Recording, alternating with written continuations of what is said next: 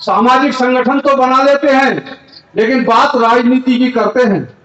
तो इस सिनर्जी के माध्यम से यह तय किया गया है कि संगठन जो सामाजिक हैं, वो सामाजिक संगठन का दायित्व निभाएं। जो लोकतांत्रिक व्यवस्था है, उस लोकतांत्रिक व्यवस्था से इस देश की सरकारों का गठन होता है और वो 85% लोग ही गठन करते हैं। जो गठन करने वाले लोग हैं, जो सरकार बनाने वाले लोग हैं, वही उपेक्षित है। ये बड़ा सोचनीय विषय है, बहुत चिंता का विषय है।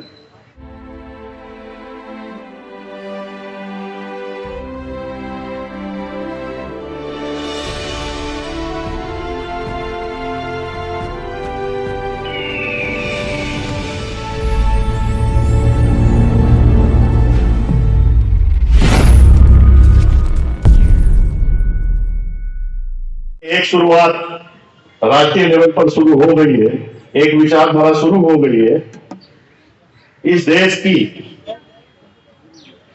भ्रष्ट सत्ता को उखाड़ फेंकने की। आज पूरे देश के अंदर जो व्यवस्था चल रही है, उससे हम ही नहीं, पूरा देश आज गम में है और ये आवश्यकता आन पड़ी कि हम सब लोगों को एक मंच पे इकट्ठा होना चाहिए कि पूरी गुलामी की तरफ हमारा देश जा रहा है। और कुछ लोग, बड़ा अफसोस होता है कि कुछ लोग, इस देश के कुछ लोग 85% लोग 15% लोगों के आगे कटोरा लेकर के खड़े हैं, तकलीफ में हैं बहुत सारे लोग। आज जो अधिकारी हैं, जो कर्मचारी हैं, जो लोग हैं, वो व्यवस्थाएं अनुकूल न होने की वजह से अपने आप को ठगा महसूस कर रहे हैं। आज इस देश के अंदर जो लोकतांत्रिक व्यवस्था है, उस लोकतांत्रिक व्यवस्था से इस देश की सरकारों का गठन होता है और वो 85% लोग ही गठन करते हैं। जो गठन करने वाले लोग हैं, जो सरकार बनाने वाले लोग हैं, वही उपेक्षित है। ये बड़ा सोचनीय विषय है, बहुत चिंता का विषय है।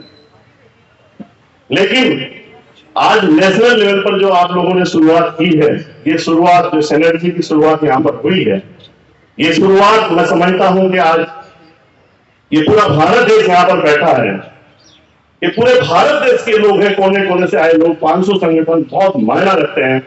आसाम से यहां पर आए, त्रिपुरा से यहां पर आए, बिहार से, उत्तर प्रदेश से, उत्तराखंड से हम लोग यहां पर आए हैं। उत्तराखंड से मुझे जो न्योता दिया है, मेरे दोस्त हैं, मेरे भाई हैं, दौलत कुंवर जी, जो तमाम जो सामाजिक न्याय की लड़ाई में उत्तराखंड में बहुत अग्रणी हिस्सा अपना रखते हैं, दौलत कुंवर जी, मैं उनको सैल्यूट करता हूं कि उसने मुझे इन प्रोग्राम के लिए आमंत्रित किया, बताया कि दिल्ली के अंदर इस तरह का प्रोग्राम है और पूरे देश का प्रोग्राम है। तो मैंने फौरन कहा, मैं परिवर्तन सामाजिक संस्था वहां पर चलाता हूं और हम लोग वहां बहुत, जिस तरह से भी कहीं, अब किसान आंदोलन में उनका बहुत बड़ा योगदान रहा है भाई दौलत कुंवर जी का, मेरे बहुत आदरणीय हैं और बहुत सम्मानित है। उन्होंने मुझे यहाँ आने का न्योता दिया और ये कार्यक्रम देख करके मेरी अंतर आत्मा खुश हो गई है, अंदर से बहुत खुश हूं मैं कि वास्तव में पूरा देश, आज हमारे पास व्यवस्थाओं की कमी नहीं है, आज हमारे पास पूरा हर चीज का कैलकुलेशन है। इस देश में जो चीजें जरूरत है वो सब है, लेकिन संकलन नहीं है, संकलित नहीं है हमारे पास। तो हम लोग आज जो 85% लोग हैं इस देश के, जो उपेक्षित लोग हैं, वो मिल करके बैठ करके मंथन कर रहे हैं कि हम, जब ये हमारा देश गुलामी की तरफ जा रहा है, गुलामी क्या होती है? गुलामी अधिकारों से वंचित। भाई किसी के लोगों, आप किसी भी जगह की सुविधाओं को रोक दीजिए, वहां पर आजादी पर। अब बहुत सारी एनआरसी, सीए, उसमें हम लोगों ने आंदोलन करने के लिए रोक दिया गया। आप बहुत सारे लोग बाहर से आए होंगे, तो एनआरसी और सीए के पक्ष में बहुत सारे प्रदर्शन किए गए सत्ताधारी लोगों के द्वारा, लेकिन जो हम लोग विपक्ष के लोग थे, हमारे पर बहुत पाबंदी थी, हम लोगों को बंद कर दिएगा और मना कर दिया कि ये कार्यक्रम नहीं होंगे। तो सरकार एक तानाशाही पर उतर आई है, भारत सरकार की तानाशाही पर उतर आई है और प्रदेश सरकार भी भाजपा की तानाशाही पर उतर आई है। तो आज हम लोगों को ये विचार करने की आवश्यकता पड़ी कि हम लोग एकजुट होकर एक प्लेटफॉर्म पर आकर के एक मंच पर आकर के, और जो हम लोगों ने ये जो पैनल यहाँ तैयार किया, ये हमारी गांव की जो रिमोट एरिया के लोग हैं, हर गांव, इस देश के हर गांव, हर घर तक हमारा मैसेज जाना चाहिए। हम लोगों ने यहाँ प्लानिंग कर ली है। मैं यहाँ पर आए हुए सारे संगठनों का बहुत हार्दिक धन्यवाद और सब लोगों को बहुत बहुत बधाई देना चाहता हूँ। धन्यवाद। मेरा समय पूरा है। धन्यवाद। दूसरे स्टेट के लोग जो इधर आए हैं वो भी अपने यहाँ तैयारी कर रहे हैं कि उनके स्टेट की राजधानियों में भी आगे आने वाले समय में इसी तरह के प्रोग्राम आयोजित किए जाएंगे।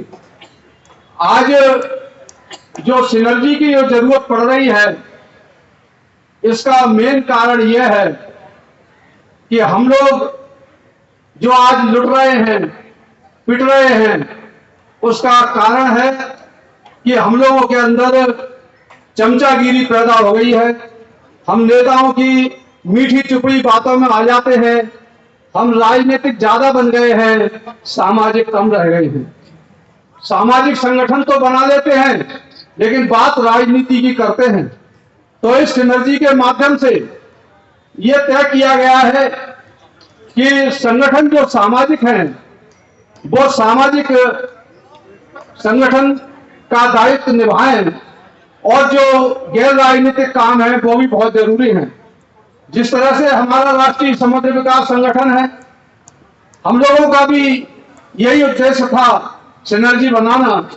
जब उत्तर प्रदेश से 8 जातियों को निकाल दिया गया, उसमें 3 जातियां ओबीसी की थी, 5 शेड्यूल कास्ट की थी, तो हम लोगों ने सुप्रीम कोर्ट में लड़ाई लड़ी और हम केस जो है जीते और जातियों को वापस जो है एज इट इज होना पड़ा। इसी तरीके से पूरे देश में राजनीतिक लोगों ने ईडब्ल्यूएस का समर्थन किया। जिनको हमने वोट दिया, जिनको हमने एमएलए एमपी बनाया, उन लोगों ने ईडब्ल्यूएस जो कोटा है वो हमारे खिलाफ है और उसका हमारे नेताओं ने समर्थन किया। तो बताइए क्या हमें ऐसे नेताओं को चुन करके भेजना चाहिए? ये इसमें नेताओं की गलती है कि हमारी गलती है? तो ये जब समाज में जागृति पैदा होगी, जब लोग आपस में बात करेंगे, गैर राजनीतिक लोग गैर राजनीतिक मंच से गैर राजनीतिक लोगों के अपने समाज के हित में बात करेंगे, तो मैं समझता हूं ये समझदारी पैदा होगी और हम अच्छे लोगों को पार्लियामेंट में और असेंबली में चुन के भेजेंगे जो हमारा रिप्रेजेंटेशन का सही काम करेंगे। बाबा साहब अम्बेडकर ने यही संकल्प लिया था। जब उनको बड़ौदा में जब उनको घर से जब बेदखल कर दिया गया किराए के मकान में, तो उन्होंने संकल्प लिया कि मैं समता, स्वतंत्रता, बंधुत्व और न्याय के लिए लड़ाई लड़ूंगा। अंत में उन्होंने संविधान में अनुच्छेद 14 में समानता का अधिकार आपको दिया है, स्वतंत्रता का भी अधिकार दिया है, वोट का भी अधिकार दिया है। लेकिन हम बात तो करते हैं कि वोट हमारा, राज तुम्हारा नहीं चलेगा, लेकिन होता क्या है, वोट हमारा, राज तुम्हारा, राज चलता है और बहुत धड़ल्ले के साथ चलता है, क्योंकि हम आपस में टूटे हुए हैं, बिखरे हुए हैं। जब मंच पे होते हैं, इकट्ठे बैठते हैं तो बहुत अच्छी बात करते हैं। जब मंच से बाहर चले जाते हैं तो हम जातियों की लड़ने की बात करते हैं, आपस में राजनीतिक दलों की बात करने लगते हैं कि मैं उस जात से संपर्क रखता हूँ, ये उस जात से जहां मेरा स्वार्थ लगता है उसकी बात करने लगते हैं। इन छोटे स्वार्थों को हमें भुलाना पड़ेगा। अगर हम छोटे स्वार्थों को भुला करके अगर हम बड़े स्वार्थ की हम बात करेंगे, जो हमारा सत्ता परिवर्तन है, सत्ता परिवर्तन बिना सामाजिक परिवर्तन के नहीं आ सकता और सामाजिक परिवर्तन का काम कभी सत्ताधारी नहीं कर सकता। तो इसलिए लोग कहते हैं कि भाई आप राजनीति की बात नहीं करते हो, आप जो है गैर राजनीतिक बात करते हो। तो बिना नॉन पॉलिटिकल जो रूट है, without non political route we can not get the political fruit. बिना गैर राजनीतिक जड़ों के हम जो है राजनीतिक मतलब जो है फल है वो प्राप्त नहीं कर सकते। ये बात बाबा साहब डॉक्टर अम्बेडकर ने भी कही, ये बात माननीय काशीराम ने भी कही, और माननीय काशीराम ने जो अपना काम शुरू किया वो गैर राजनीतिक जड़ों से शुरू किया और उन्होंने राजनीति का फ्रूट भी आपको दिया। लेकिन आज मतलब नारा लगता था उस समय जब हम यंग थे, आज हम जो है बूढ़े हो गए हैं, लेकिन हमारा दायित्व है, हमने जो नारा लगाया था कि वोट हमारा, राज तुम्हारा नहीं चलेगा और जो बहुजन की बात करेगा वो दिल्ली पे राज करेगा। लेकिन वो आज बहुजन की बात न करने वाले हैं, हमारी बात भी दब गई है और ना मतलब दिल्ली पे हमारा राज हो रहा है। राज वो ही कर रहे हैं जिनको हम नहीं चाहते थे। तो ये हमारी नाकामयाबी जो हुई है वो हमारी नालायकी की वजह से हुई है। हम नालायक हैं और हमें जब तक लायकी हमारे अंदर पैदा नहीं होगी तब तक हम जो है समाज के लिए कुछ नहीं दे सकते, हम कोई पेबैक नहीं कर सकते। बात तो पेबैक की करते हैं लेकिन जो है अंदर नीचे से पीछे के हाथ से हम जो है लेने की बात करते हैं, खाली वोट बिकने की बात नहीं है। हमारे जो नेता हैं वो भी जो है बिक जाते हैं, इसलिए आपके कानून हैं वो जो है आपको सता रहे हैं। ईडब्ल्यूएस कोटा की लड़ाई लड़ी जा रही है सुप्रीम कोर्ट के अंदर। अभी आज भी ईश्वरिया साहब मतलब उसमें पार्टी है, लेकिन हमारा राष्ट्रीय समग्र विकास संघ भी पार्टी है। हमारे हीरालाल जी वकील बैठे हुए हैं और मतलब उसमें नेहरा साहब आज आए नहीं है, वो उसकी तैयारी कर रहे हैं क्योंकि उसकी सुनवाई फिर अभी होने वाली है तो उसका लाइव टेलीकास्ट भी होगा। ये बहुत बड़ा काम है। इन वकीलों की बदौलत जो हमारे योद्धा हैं उन्होंने कानून की लड़ाई लड़ी है, उसके ऐसा लगता है कि ये ईडब्ल्यूएस जो कल का संकेत आया है ये आरक्षण जो है खत्म हो सकता है।